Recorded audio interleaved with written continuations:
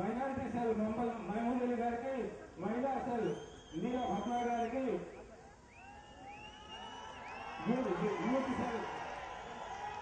Youth cell చుట్ట బాలకృష్ణ రెడ్డి అక్కడ కొనసాగించాలని చెప్పి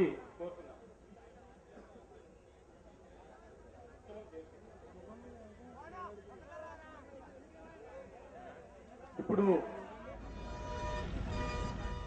తెలంగాణ ప్రజలకు తెలంగాణ రాష్ట్రం తప్ప మరో పరిష్కారం లేదు అనేది మనకు చాలా స్పష్టంగా స్ఫటిక సదృశంగా అర్థమవుతున్న విషయం. ఏ ఒక్క సందర్భంలో కూడా, ఏ ఒక్క విషయంలో కూడా గత 50 సంవత్సరాలలో ఆంధ్ర పరిపాలకులు ఏ ఒక్క విషయంలో కూడా న్యాయబద్ధంగా వ్యవహరించలేదు. మోసగించడం, మసిపూసి మారేడుగాయ చేయడం, కుట్ర చేయడం, అప్పటికప్పుడు అగ్గి మీద నీళ్లు చల్లినట్టు నాటకాలు ఆడడమే తప్ప ఏ రంగంలో, ఏ విషయంలో కూడా అడుగడుగున మోసమే జరిగింది తప్ప తెలంగాణకు న్యాయం జరగలేదు. మీరందరూ దయచేసి ఒక విషయాన్ని ఆలోచన చేయండి. మొత్తం ప్రపంచంలో ఏ దేశంలో గాని, లేదు ఇండియాలో ఏ ఇతర రాష్ట్రంలో గాని ఒక జీవో విడుదలై 23 సంవత్సరాలు అమలు కాకుండా ఉంటుందా? ఉంటే దాన్ని ఏమనుకోవాలి మనం? అమలు కాకపోతే అది చిత్తు కాగితమా, రద్దు కాగితమా, నాలుకకి రాసుకొని పడేయన్నా? మనం ఏ విధంగా ఆలోచించాలి తెలంగాణ ప్రజలు? 610 జీవో ఆనాడు చంద్రబాబు నాయుడు నాటకాలు ఆడిండి, ఆయన ఇంప్లిమెంట్ చేయలేదు. 9 ఏళ్ళు ముఖ్యమంత్రిగా ఉంటే ఈరోజు రాజశేఖర రెడ్డి గారు కూడా ఇంప్లిమెంట్ చేయడం లేదు, చెయ్యరు. చేస్తాం, రేపే పంపిస్తాం, ఎల్లుండే పంపిస్తాం, అవతల ఎల్లుండే పంపిస్తాం.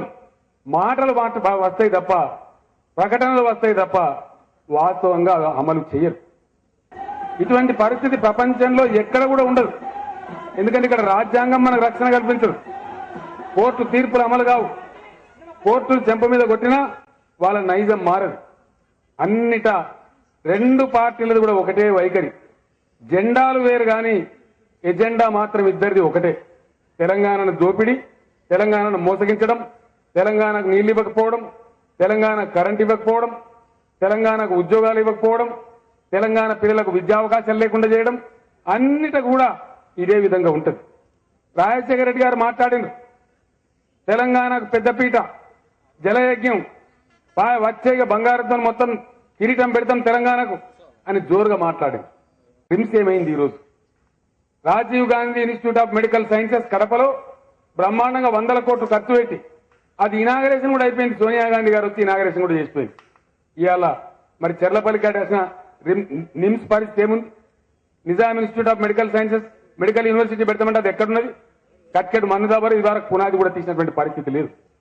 తెలంగాణ యూనివర్సిటీ నిజామాబాద్ లో పెట్టింది.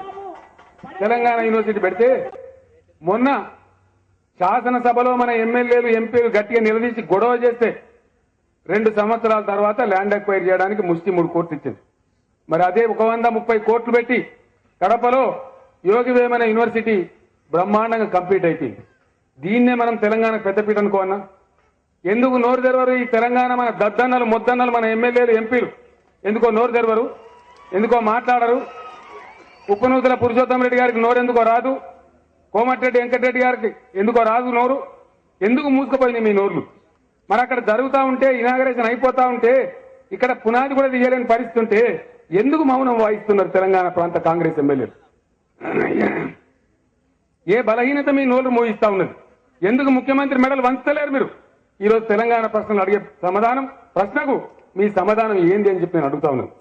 అన్నిటి కూడా మాటలే తప్ప, మోసమే తప్ప నా తెలంగాణకు న్యాయం జరగదని చెప్పి దీన్ని బట్టి మనకు అర్థమవుతా ఉంది. నీళ్ల విషయంలో జలయజ్ఞం తెలంగాణకు ఎక్కువస్తున్నాం. తెలంగాణ అసలు అక్కడనే ఉండదు.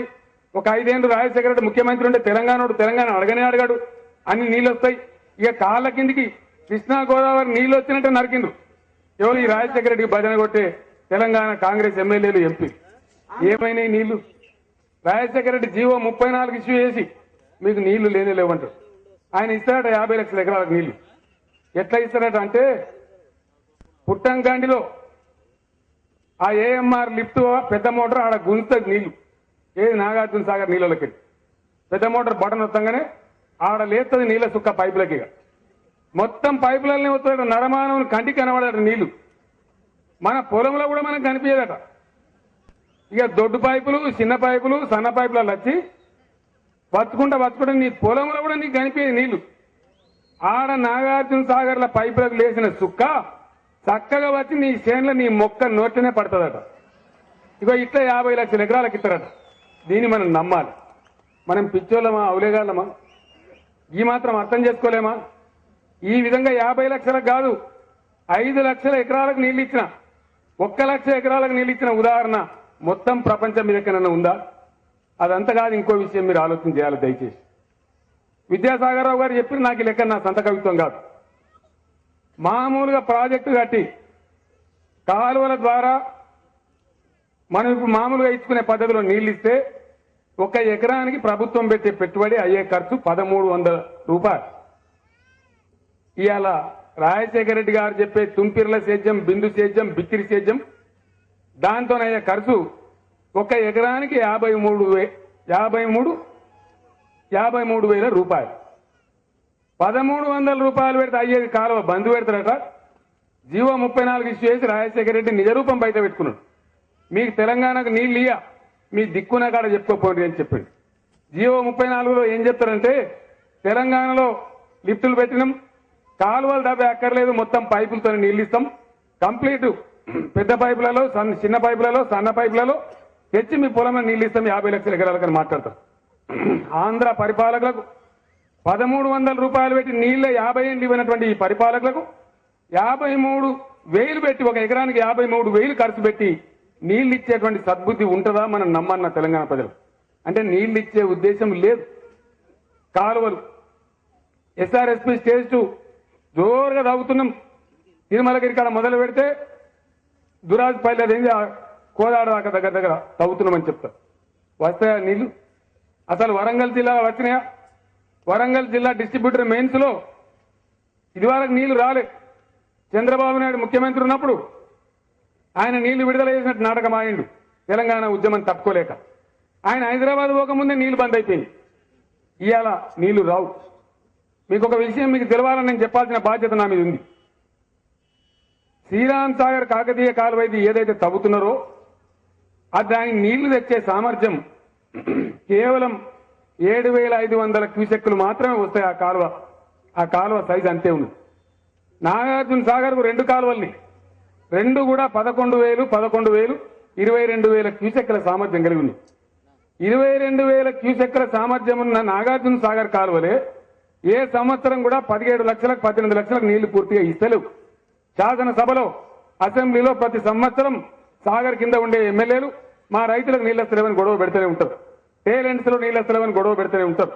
అటువంటి పరిస్థితులలో మరి 7,500 క్యూసెక్కులకు నీటి సామర్థ్యం ఉన్న కాకతీయ కాలువ ఇలా రాజశేఖర రెడ్డి చెప్పే జలయజ్ఞంలో ఆయన చెప్తున్న 50 లక్షలలో భాగం 15 లక్షలు దీని ద్వారానే వస్తాయి శ్రీరామ్ సాగర్ కాలువ ద్వారా అంటారు.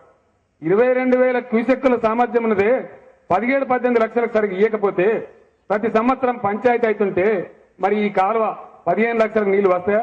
అంటే నీళ్లు రావు, మన జన్మలు కూడా రావు. ఈ రకమైనటువంటి మోసం నాటి నుంచి నేటి దాకా మోసాలు తప్ప ఏ విషయంలో కూడా నీటి విషయంలో గాని, కరెంటు విషయంలో గాని, విద్య విషయంలో గాని, ఉద్యోగాల విషయంలో గాని వాళ్ళు ఎన్నడూ కూడా చెయ్యలేదు. 2 పార్టీలది ఒకటే వైఖరి. అనేక విషయాలలో వీళ్ళిద్దరి పోలికల్ని, రైతుల ఆత్మహత్యలు ఆనాడు చంద్రబాబు నాయుడు గవర్నమెంట్ తప్పలే, ఇవాళ కూడా తప్పలేదు. చేనేత కార్మికుల ఆకలి చావులు వాళ్ళ హయాంలో జరిగినాయి, వీళ్ళ హయాంలో కొనసాగుతూనే ఉన్నాయి. బూటకపు ఎన్కౌంటర్లు వాళ్ళ హయాంలో జరిగినాయి, వీళ్ళ హయాంలో అదే పరంపర కొనసాగుతూనే ఉన్నది. అమాయకులం పట్టుకపోయి పిట్టలం కాల్చినట్టు కాల్చిపాడేసి బూటకపు ఎన్కౌంటర్ వేసి చంపుతా ఉన్నారు. ఇద్దరు కూడా నెత్తురు మరిగిన పులులే. ఇద్దరు కూడా మనం అన్ని విధాలా నష్టపెట్టినటువంటి వాళ్ళే. జీవో 610 ఆయన అమలు చేయలే, ఈయన అమలు చేయలే, ఆ పార్టీ చేయలే, ఈ పార్టీ చేయలే. తెలంగాణకు సాగునీరు ఆ పార్టీ ఇయ్యలే, ఈ పార్టీ ఇయ్యలే.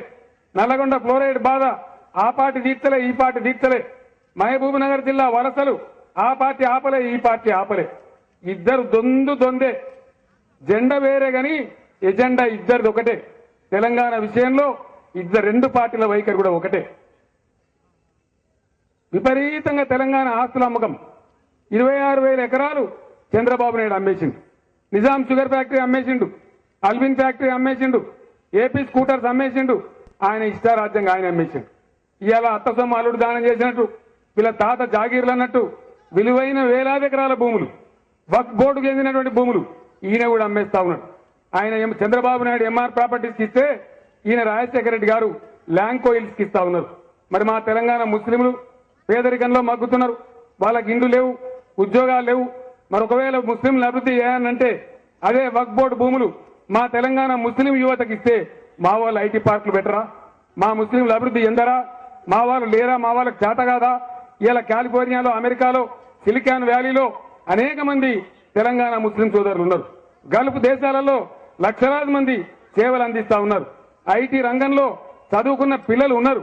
వీళ్ళందరినీ కాదని చెప్పి ఒక ల్యాంకో హిల్సే ముద్దు కనబడుతుంది రాజశేఖర రెడ్డికి. లగడపాటి రాజగోపాలే మంచి కనబడతాడు. మన తెలంగాణ వాళ్ళు కనపడరు. ఈ రకంగా అన్ని అమ్మేస్తున్నారు.